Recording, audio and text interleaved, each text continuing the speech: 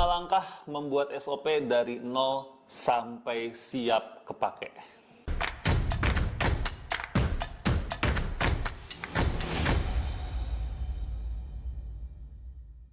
Halo semuanya, kembali lagi di channel Tanya Kak Sam. Di video kali ini masih membahas tentang SOP.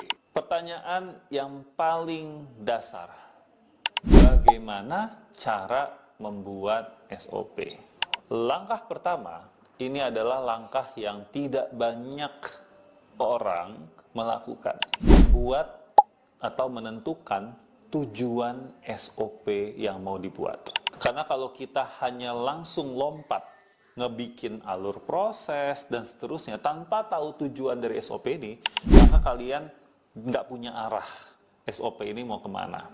Contoh, saya pernah punya klien, kita bantu bikinin SOP-nya di bidang kirim barang, ekspor-impor lah. Dan tentunya harus ada tim administrasi, tim customer service yang bisa mendampingi, mengawasi barang yang dikirim itu betul-betul datang, nyampe, diterima dengan baik, tidak rusak, dan sesuai dengan schedule-nya. Betul ya?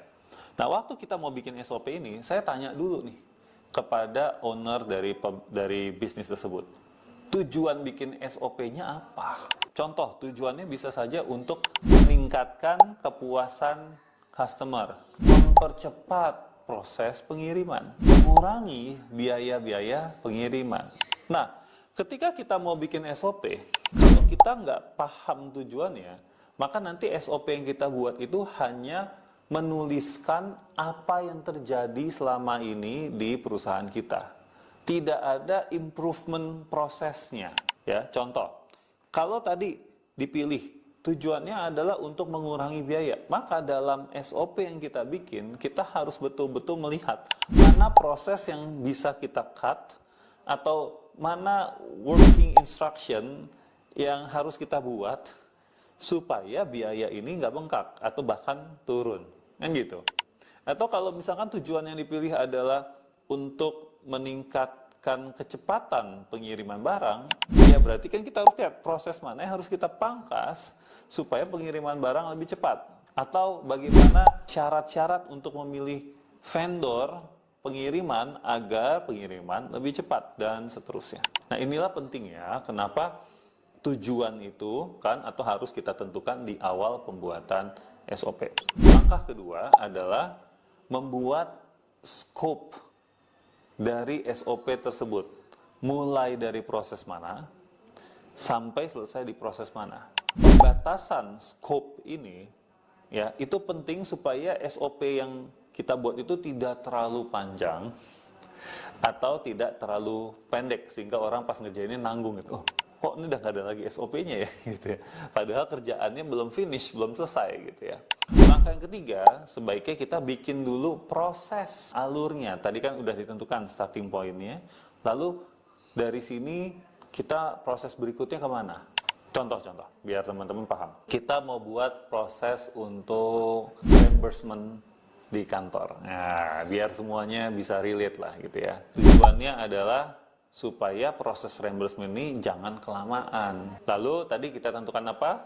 Scope-nya. Mulai dari proses karyawan mengajukan reimbursement, finish-nya itu sampai ya reimbursement-nya diterima oleh karyawan, gitu ya. Proses pertama tadi karyawan mengajukan reimbursement ke finance.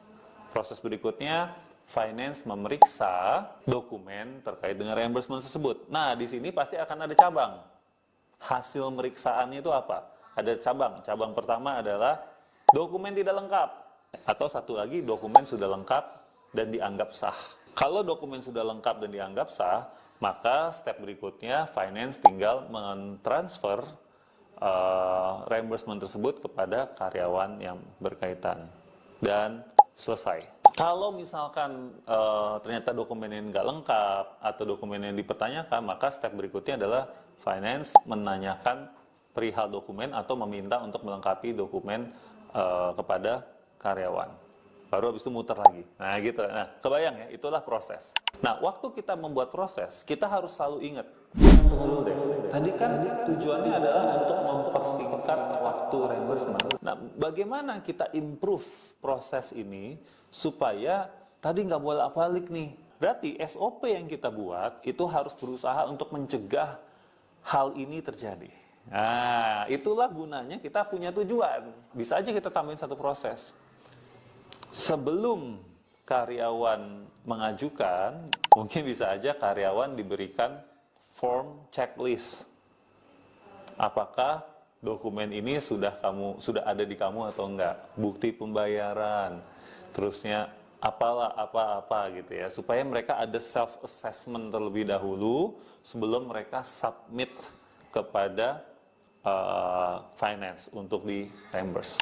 Langkah keempat, setelah kita punya alur prosesnya, maka teman-teman bisa mulai menuliskan pembagian peran dan tanggung jawab di proses-proses yang kritikal. Contoh tadi, soal memeriksa dokumen kelengkapan. Yang melakukan siapa? Yang melakukan finance. Tapi, kalau ada dokumen yang ragu-ragu nih finance-nya ya, saya ragu-ragu nih, ini bisa diterima atau tidak bisa diterima ya. Siapa yang bisa approve? Nah, ini pembagian peran nih. Apakah dianya atau dia harus tanya ke atasannya kalau dia ada keraguan tentang sebuah dokumen. Ini penting untuk ditulis di dalam sebuah SOP. Lalu kalau misalkan dia ada keraguan, selain dia minta approval ke orang lain, dia bisa konsultasi ke siapa? Ke karyawannya kah? Atau konsultasi ke atasannya kah? Termasuk juga pada saat setelah finance ini menjalankan transaksi. Udah saya reimburse.